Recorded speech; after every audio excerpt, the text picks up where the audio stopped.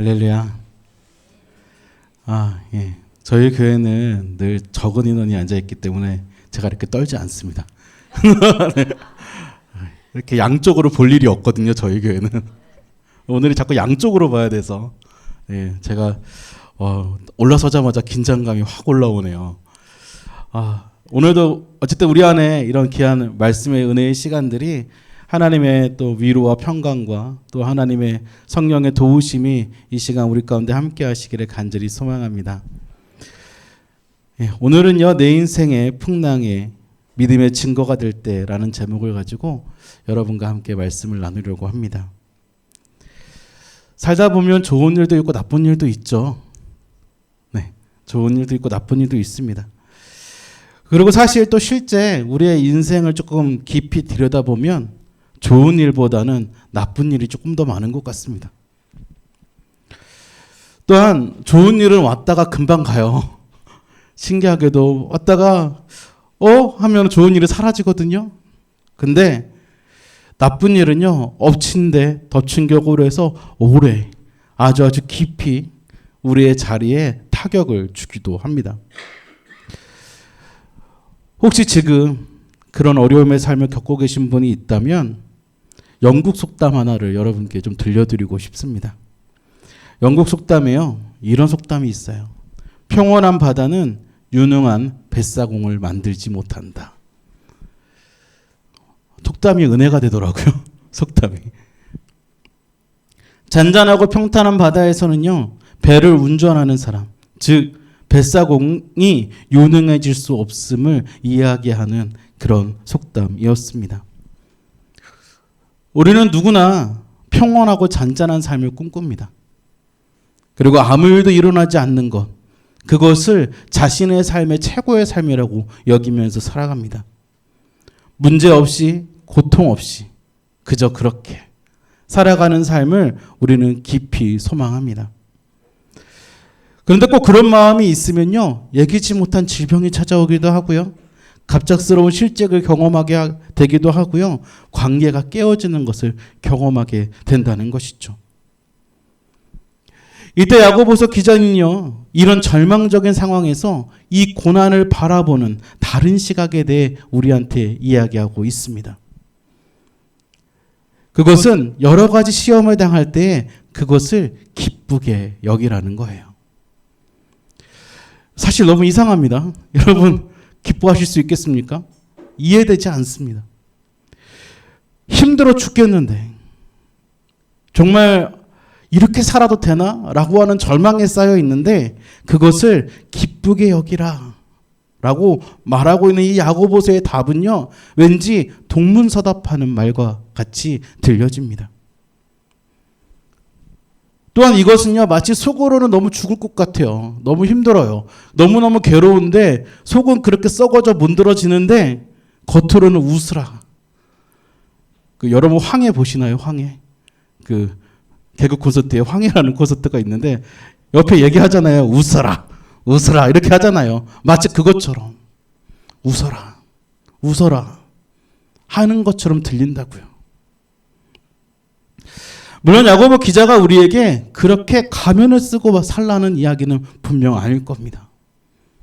야고보 기자는 고난을 대하는 우리의 자세에 대해서 이야기하고 있는 것을 우리는 쉽게 알 수 있습니다. 단순히 어려움이라고 하는 그 고통만 바라보지 말고 이 고통을 통해 우리에게 말씀하고 계시는 그 하나님의 뜻과 섭리를 기억하라고 하는 그런 이야기를 전달해 주고 있다는 것이죠. 오늘 우리가 함께 나누는 이 말씀을 통해서 우리의 고난을 통해 어떻게 우리의 믿음을 증거로 삼게 되며 어떻게 우리는 더 깊은 신앙의 길로 나아가게 될지를, 인도되게 될지를 경험하게 되는 은혜의 시간이 되길 간절히 소망합니다. 그냥 고통과 아픔이라고 하는 그 잔재에서 머물러 그곳에 빠져드는 삶이 아니라 그 아픔과 고통 속에서 여전히 우리에게 일하시고 역사하시는 그 하나님을 바라보는 그 믿음의 기회가 되는 길을 살펴보는 귀한 시간 되기를 간절히 소망합니다. 그럼 어떻게 고난이 믿음의 길로 인도하게 만드는 것일까요? 어려움과 고통을 우리가 어떻게 대면하게 될 때 하나님은 우리에게 고통과 어려움이 아픔을 넘어 믿음의 증거가 되게 하시는 걸까요? 첫 번째로 볼 수 있는 것은요, 고통과 어려움이 우리의 믿음을 시험하는 것이 아니라 증명하는 기회로 삼으려는 모습이 있어야 한다는 겁니다. 본문 3절 말씀에 보면 이렇게 이야기합니다. 이는 너희의 믿음의 시련이 인내를 만들어내는 줄을 너희가 알미라. 아멘.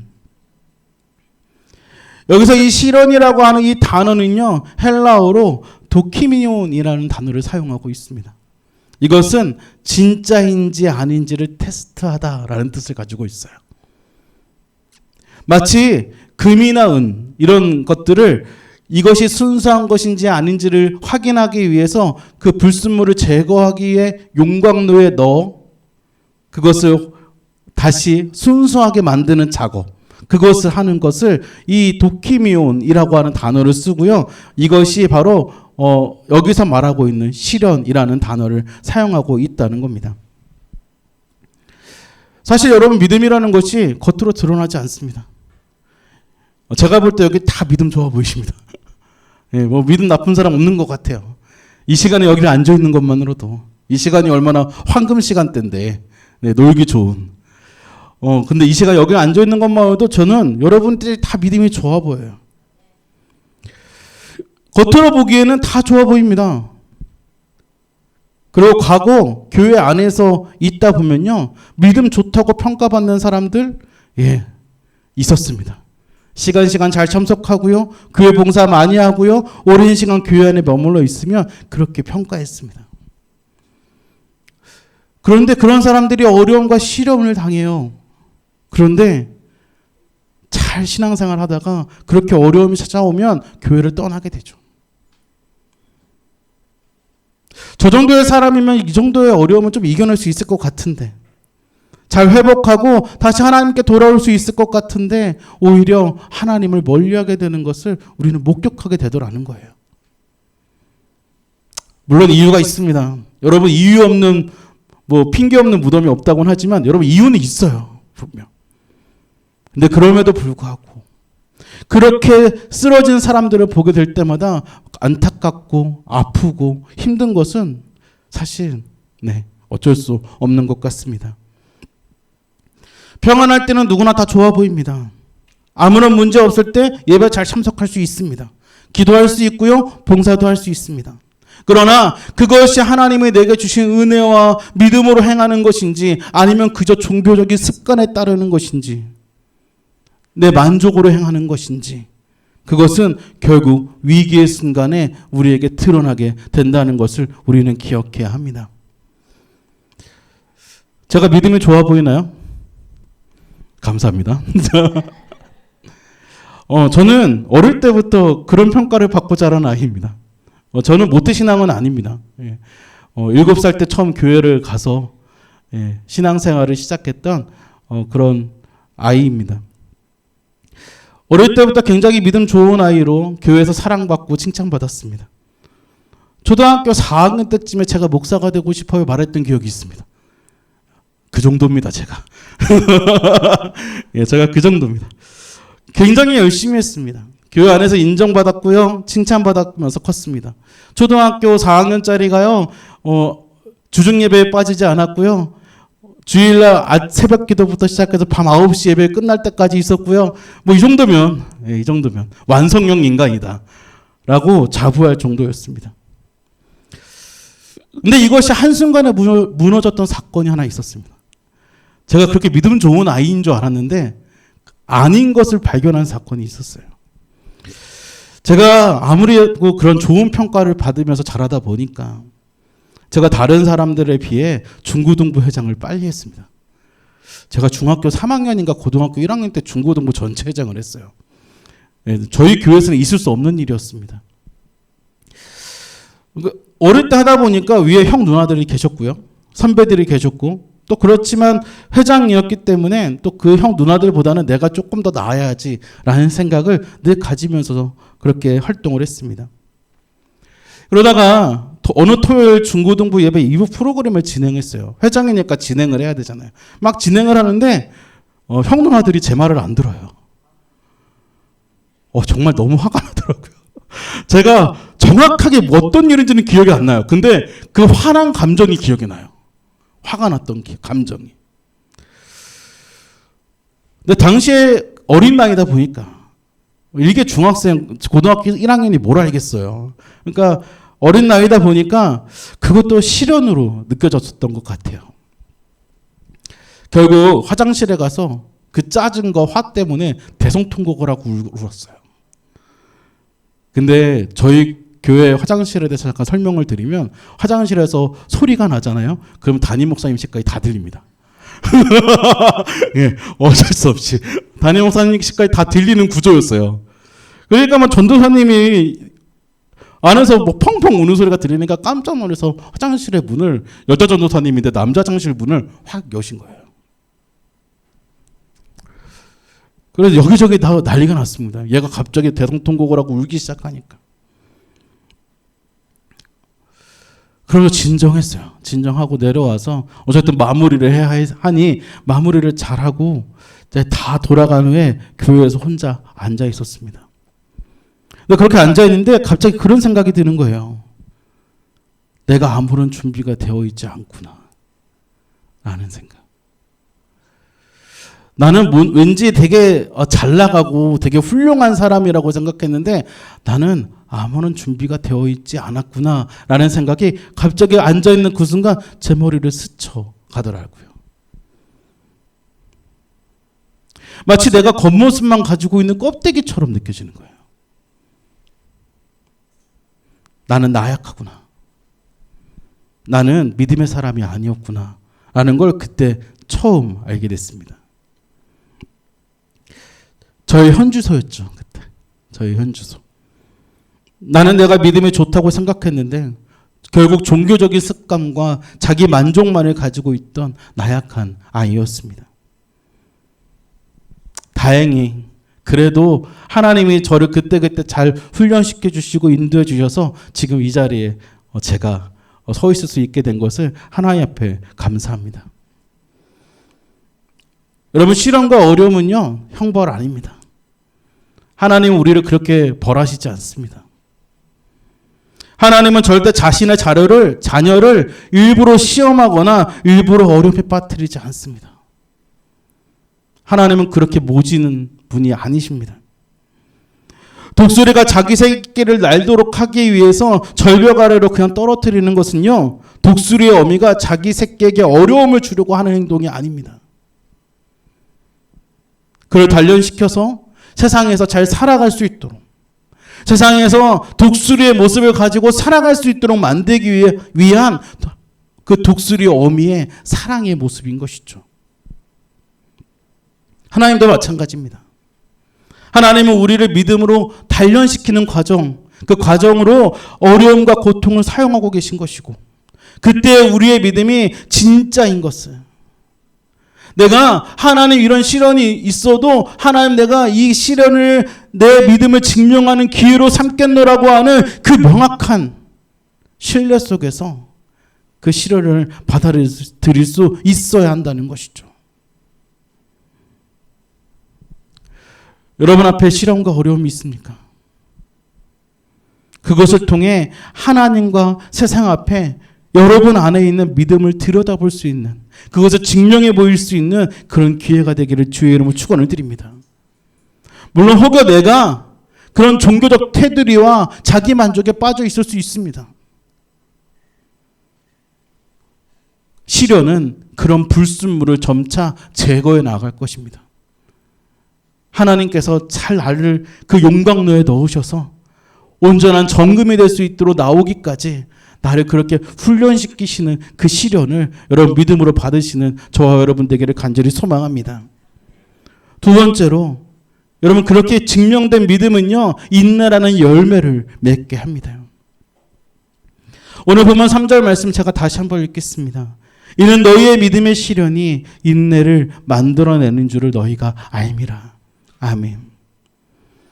야고보서 기자는 이야기합니다. 믿음이 시련이 인내를 만들어낼 것이다. 그런데 여기서 말하고 있는 이 인내는요, 단순히 우리의 이를 악물고 버텨내는 그런 소극적인 인내를 이야기하고 있는 것은 아닙니다. 내가 너무나 아프고 힘들고 아파하면서 고통 속에서 그렇게 절망은 절망대로 해가면서 그렇게 살아가는 것, 그거 이야기하는 것 아닙니다. 여기서 말하고 있는 이 인내는요, 소망을 가지고 어려운 상황을 견뎌내는 것을 말합니다. 중요한 차이가 무엇이냐? 소망을 가지고 하는 것이라는 것이죠.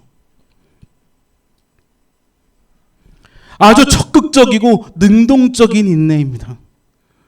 내가 이런 소망이 있으니까 나는 이 상황을 견뎌낼 거야. 풍랑이 몰아치는 배 위에서 이 풍랑은 반드시 지나갈 것이고 선장 되신 주님이 나를 안전한 항구로 인도하실 거야.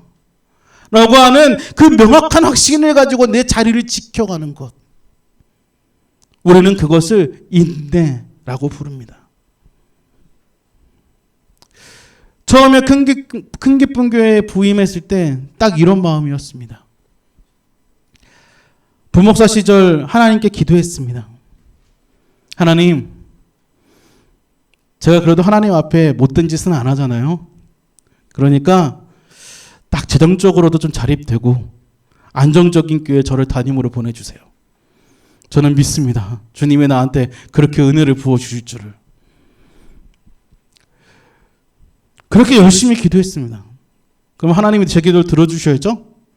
아멘이십니까? 그분이 제 기도를 안 들어주시더라고요.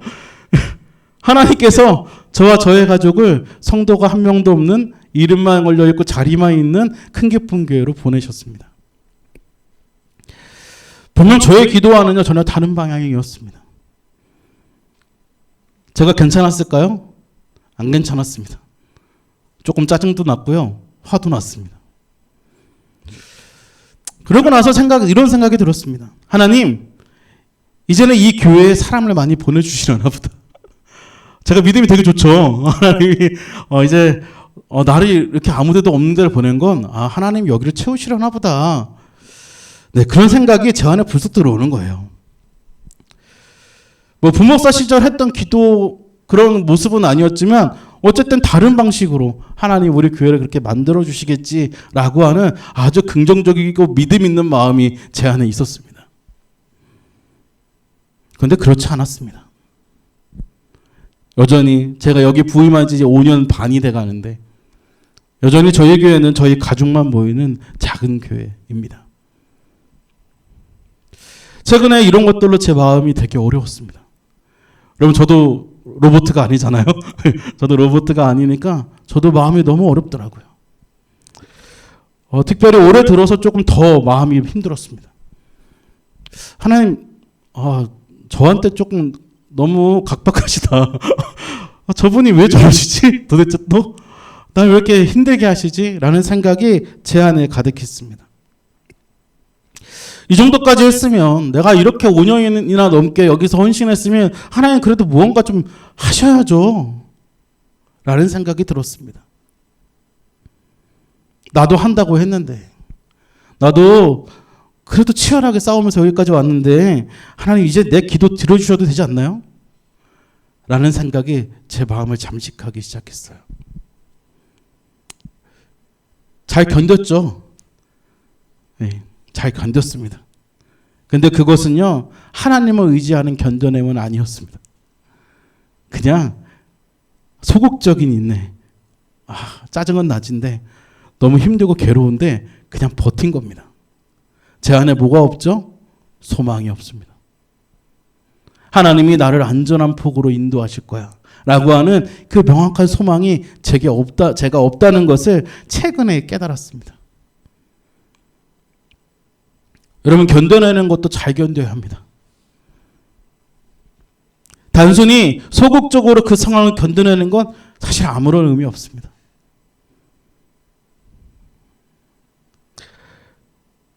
우리의 인내와 견뎌냄은요, 반드시 필요한 게 있는데 하나님을 향한 소망이 있어야 합니다.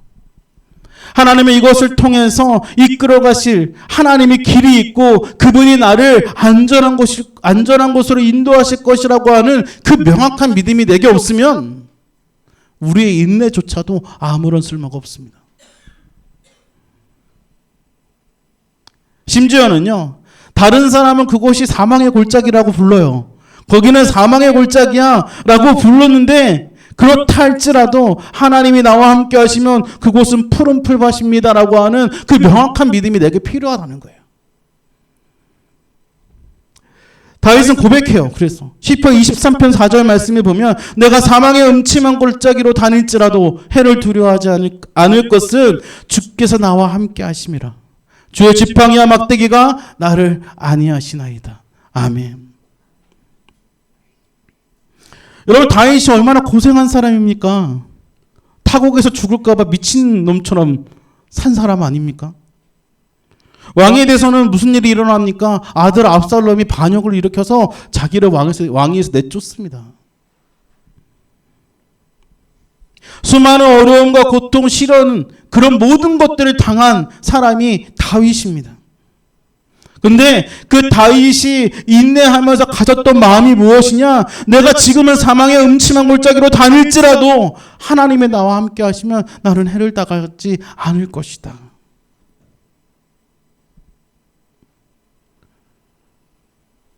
우리가 가져야 될 인내는 이 마음을 동반해야 한다는 것이죠. 여러분, 시련을 통해서 여러분의 믿음을 들여다보셨습니까? 그러면 그것을 통해 인내를 배워갈 수 있기를 간절히 소망합니다. 단순히 견뎌내는 인내가 아니라 하나님을 향한 그 소망 속에서 지금 나의 자리가 사망의 골짜기라 할지라도 심지어는 그곳에서 해를 당하게 될지라도 하나님이 함께 하시면 두려워하지 않을 것이라는 그 강력한 인내, 그 인내가 우리 안에 있기를 간절히 소망합니다. 어렵습니다. 여러분, 저도 못하잖아요. 여러분들은 다 직장 다니시고 다 그렇게 사시면서 세상에서 살아가시는데 저는 어쨌든 교회만 있잖아요. 근데 저도 못하잖아요. 어렵습니다. 힘듭니다. 그래서 오늘도 저는 주님께서 나를 그렇게 잘하게 하실 것을 믿습니다. 내가 지금은 잘 못하지만 점차 자라가서 마침내 내가 어려움이 있어도 하나님을 보면서 살아갈 수 있는 그 명확한 믿음의 여정을 살아가게 하실 것을 저는 믿습니다. 마지막 세 번째로, 인내는 우리를 온전하고 구비하여 조금도 부족함이 없도록 만들어준다고 성경은 이야기합니다.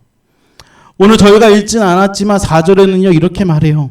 인내를 온전히 이루라. 이는 너희로 온전하고 구비하여 조금도 부족함이 없게 하려 함이라. 아멘. 하나님의 시련과 어려움을 통해서 우리에게 인내를 가르치시는 궁극적인 이유가 있습니다. 그것은 우리를 예수 그리스도의 장성한 분량에 이르기까지 우리를 자라게 하시기 위해서입니다. 에베소서 4장 13절에서 14절 말씀을 보면 우리가 다 하나님의 아들을 믿는 것과 아는 일에 하나가 되어 온전한 사람을 이루어 그리스도의 장성한 분량이 충만한 데까지 이르리니 이는 우리가 이제부터 어린아이가 되지 아니하여 사람의 속임수와 간사한 유혹에 빠져 온갖 교훈의 풍조에 밀려 요동하지 않게 하려 함이라. 아멘.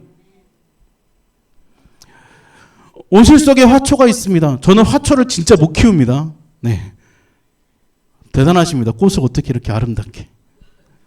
저는 못합니다. 저는 제 손이 닿는 순간 모든 화초가 죽습니다. 네. 그래서 저희 아내도 저의 손을 악마의 손이라고 건들지 말라고 그렇게 부를 정도로. 네. 그래서 저희는 동식물을 키우지 않습니다. 애완도 없고요. 물론 애완을 좋아하지도 않지만. 네. 여러분, 온실 속의 화초는요 작은 비바람이 불으면 금방 꺾이고 죽습니다. 그런데 거친 들판에서 비바람과 맞서 싸우면서 자란 그 나무는요 그 붓뿌리를 깊이 내리고 쉽게 흔들리지 않은 것을 우리는 발견합니다. 신앙도 마찬가지죠. 고난이라고 하는 비바람을 통과해 우리의 믿음은 더욱 깊어지고 우리의 인격은 더욱 단단해지며 우리의 시야는 더욱 넓어질 것입니다. 할렐루야. 여러분, 우리가 시련과 인내를 통해서 얻어야 될 것은 무엇이냐? 우리의 믿음이 깊어지고 우리의 인격은 단단해지며 우리의 시야는 넓어지는 겁니다. 이전에는 나 자신의 문제에만 갇혀 있었다면 이제는 다른 이들의 아픔을 돌아볼 수 있는 성숙한 그리스도인으로 나아가는 것, 그것이 우리가 장성한 분량에 이르러야만 하는 이유입니다. 제가 위에서 저의 어린 시절 이야기를 잠깐 드렸습니다. 저는 믿음이 저만 좋고 저만 잘하면 된다고 생각했습니다. 그러다가 큰 기쁜 게 부임하고 제 생각은 완전히 달라졌습니다. 코로나 시기를 거치면서 하나님이 단지 저의 교회가 커지는 것만 더 중요하게 보지 않으신다는 것을 깨달았습니다. 교회가 해야 될 진짜 일은 세상과 함께 살아가는 것이다라는 것을 발견하게 하신 것이죠.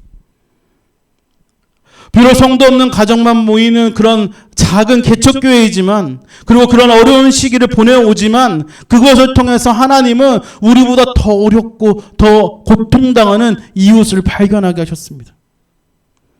다른 교회 목사님들이 아프거나 어려움이 있을 때 그것에 대해서 대처할 수 없는 교회들을 보게 하셨습니다.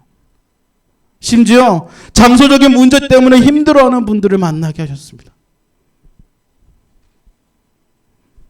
물론 저희 교회가 다 그분들을 끌어안을 수 없습니다. 위에서 이야기했지만 저희도 작은 교회이기 때문입니다. 그러나 그분들을 위해서 기도할 수는 있었습니다. 그래서 그분들을 위해 기도했습니다.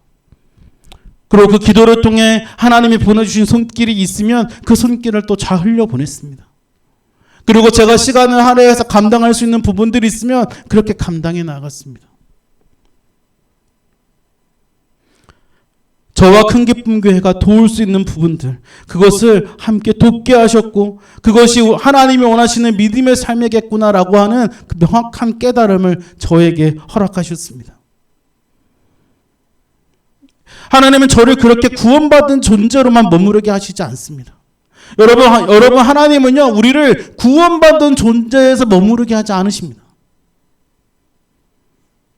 이 땅에 하나님의 자녀답게 살아가기, 그리스도의 제자답게 살아가는 것이 무엇인지를 발견하게 하시는 그런 일들이 우리에게 있는 것이고, 그것을 위해서 실언이라는 도구를 사용하신다는 것이죠.